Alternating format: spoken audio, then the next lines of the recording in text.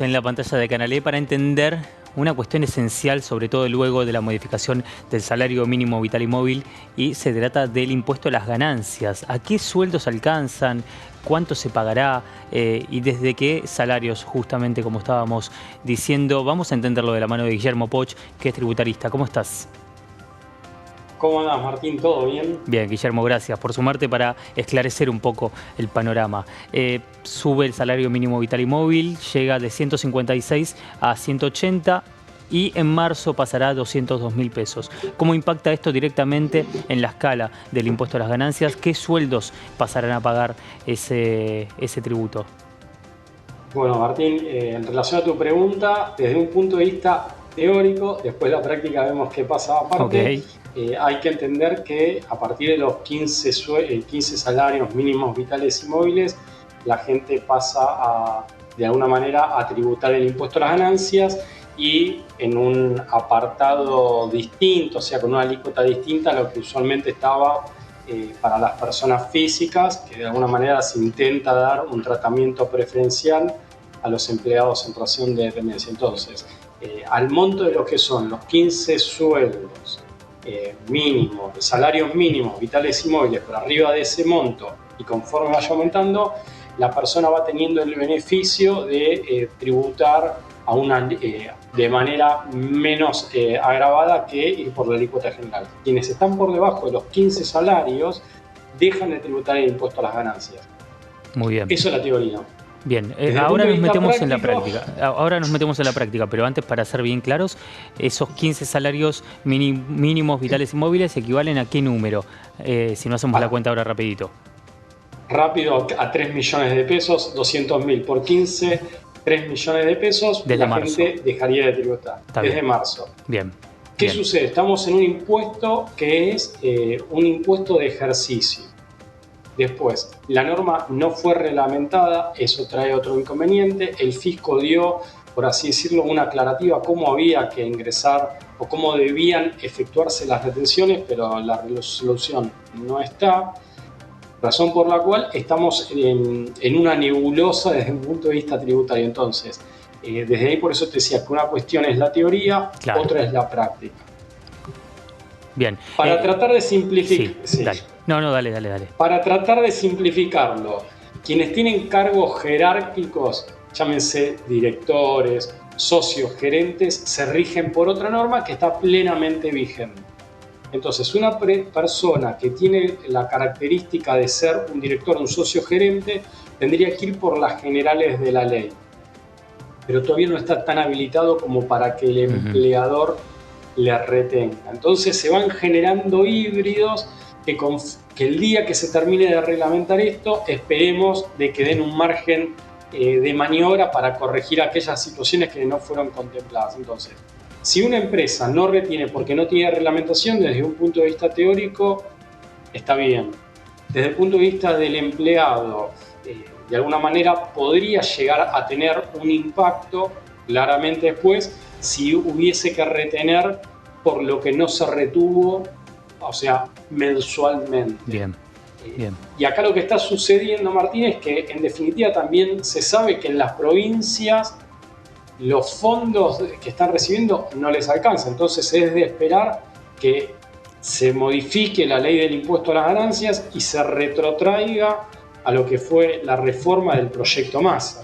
Claro. Me ibas a preguntar algo. Sí, ahora nos vamos a meter en lo que tiene que ver con las provincias porque da para largo y para analizar algunas cuestiones, pero para cerrar lo que tiene que ver con los trabajadores a nivel general y para que entiendan también cómo se verán afectados o alcanzados por este impuesto, esos 3 millones o 15 salarios mínimos vitales y móviles pagan qué porcentaje y al mismo tiempo, ¿qué pasa con médicos y docentes?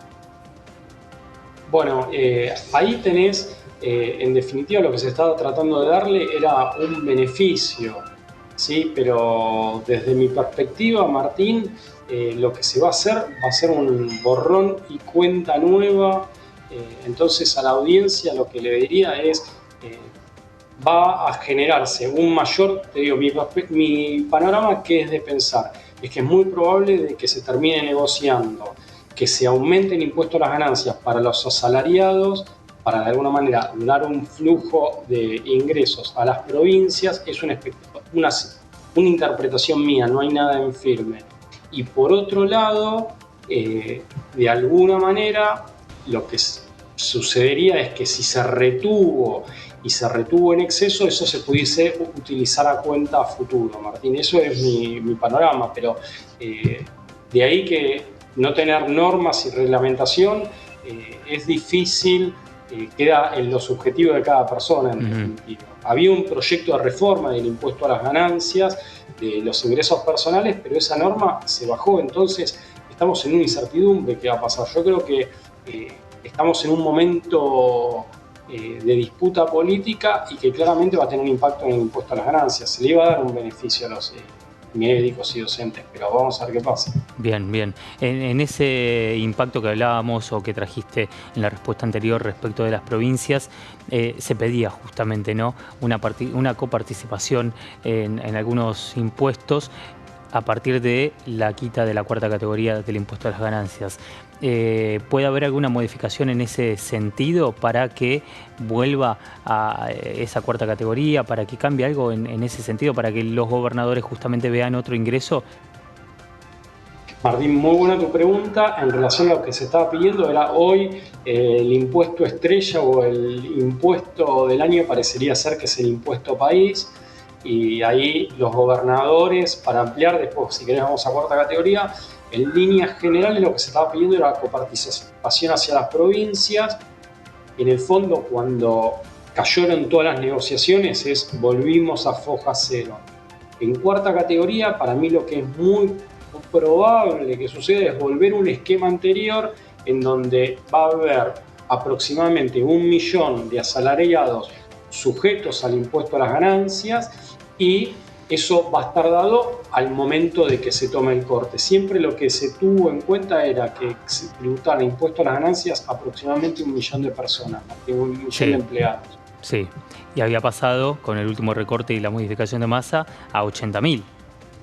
A 80.000 es así como vos bien indicás, pero claramente los números en las provincias no les están cerrando, y de alguna manera de ahí esa puja que había entre negociaciones entre, bueno, vamos con una propuesta de ley desde el lado del gobierno, queremos fondos del lado de las provincias. Entonces claro, hay una puja política y en el medio quedan los impuestos.